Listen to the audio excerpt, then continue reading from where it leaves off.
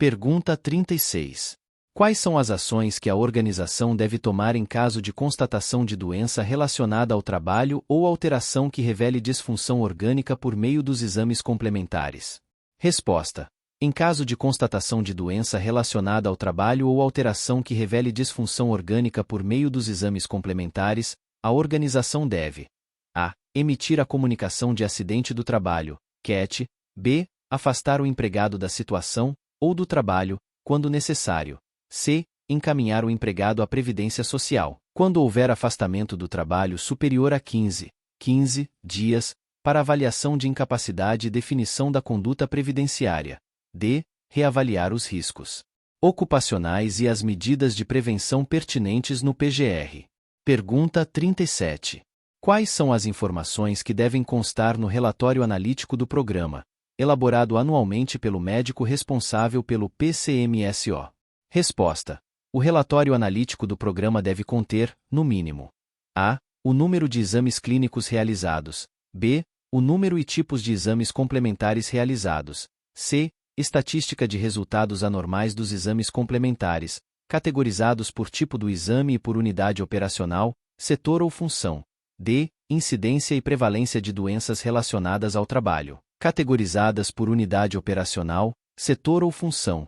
E. Informações sobre o número, tipo de eventos e doenças informadas nas CAT, emitidas pela organização, referentes a seus empregados. F. Análise comparativa em relação ao relatório anterior e discussão sobre as variações nos resultados. Pergunta 38. Quais são as organizações que podem elaborar relatório analítico apenas com as informações solicitadas nas alíneas A e B do subitem 7.6.2? Resposta. As organizações de graus de risco 1 e 2 com até 25 empregados e as organizações de graus de risco 3 e 4 com até 10 empregados podem elaborar relatório analítico apenas com as informações solicitadas nas alíneas A e B do subitem 7.6.2. Pergunta 39. Quais são os exames médicos ocupacionais que as MEI, MI e EPP desobrigadas de elaborar PCMSO devem realizar e custear para seus empregados? Resposta. As MEI, MI e EPP desobrigadas de elaborar PCMSO devem realizar e custear exames médicos ocupacionais admissionais, demissionais e periódicos, a cada 2 anos, de seus empregados. Pergunta 40. Quais são as opções para encaminhamento dos empregados das MEI, MI e EPP para a realização dos exames médicos ocupacionais? Resposta.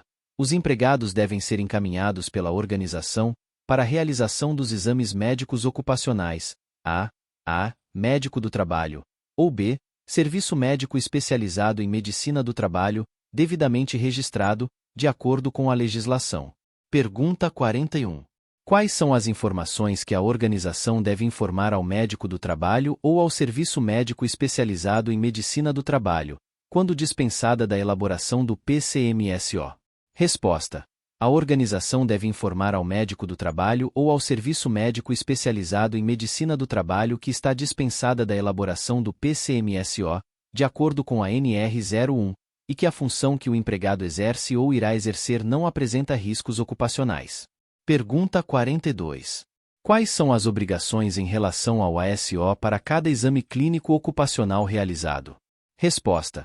Para cada exame clínico ocupacional, o médico que realizou o exame emitirá ASO, que deve ser disponibilizado ao empregado, mediante recibo, em meio físico, quando assim solicitado, e atender ao subitem 7.5.19.1 desta NR. Pergunta 43. Quando o relatório analítico não será exigido para MEI, MI e EPP dispensadas da elaboração do PCMSO? Resposta. O relatório analítico não será exigido para microempreendedores individuais, MEI, MI e EPP dispensadas da elaboração do PCMSO. Pergunta 44. Quem deve ser submetido a exames audiométricos de referência e sequenciais? Resposta.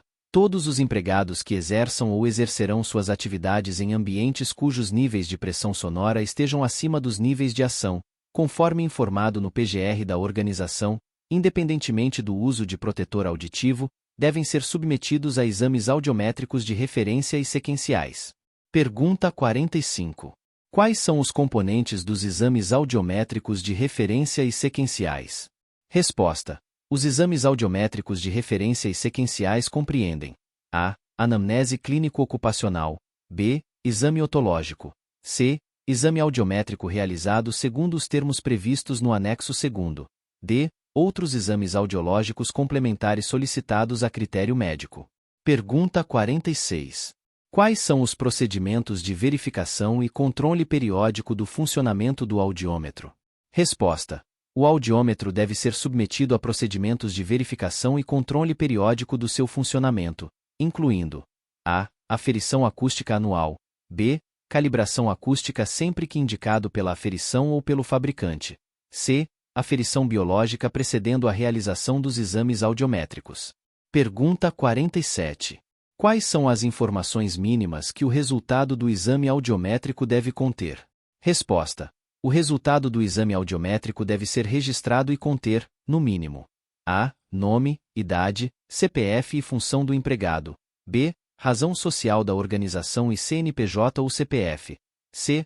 Tempo de repouso auditivo cumprido para a realização do exame audiométrico.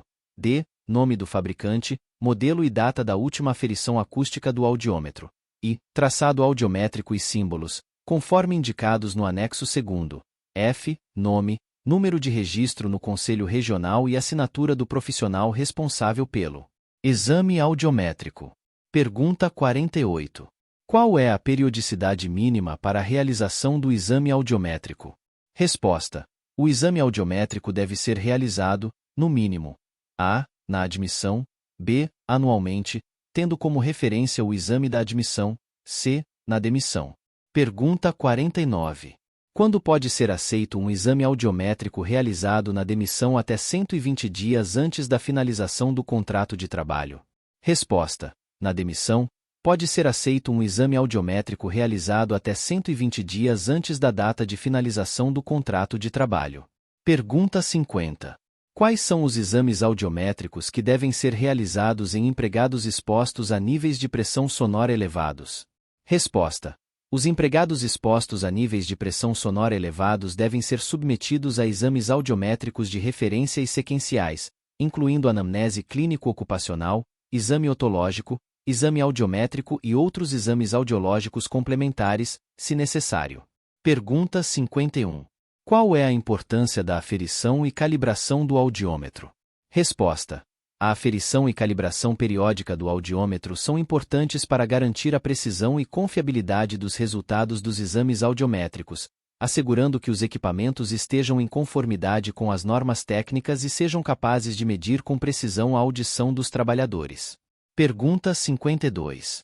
Quem pode realizar o exame audiométrico? Resposta. O exame audiométrico deve ser realizado por médico ou fonoaudiólogo, conforme as resoluções dos respectivos conselhos profissionais. Pergunta 53. Quais são as frequências em que o exame audiométrico deve ser realizado? Resposta. O exame audiométrico deve ser realizado, sempre, pela via aérea nas frequências de 500, 1000, 2000, 3.000, 4.000, 6.000 e 8.000 Hz. Em caso de alteração detectada no teste pela via aérea, a audiometria deve ser feita também por via óssea nas frequências de 500, 1.000, 2.000, 3.000 e 4.000 Hz, ou conforme a avaliação do profissional responsável. Muito obrigado, e não se esqueça de curtir o vídeo, se inscrever em nosso canal e compartilhar o vídeo com amigos e familiares para aumentar essa rede do bem. Ative o sininho também para receber todas as notificações dos novos vídeos. Até mais!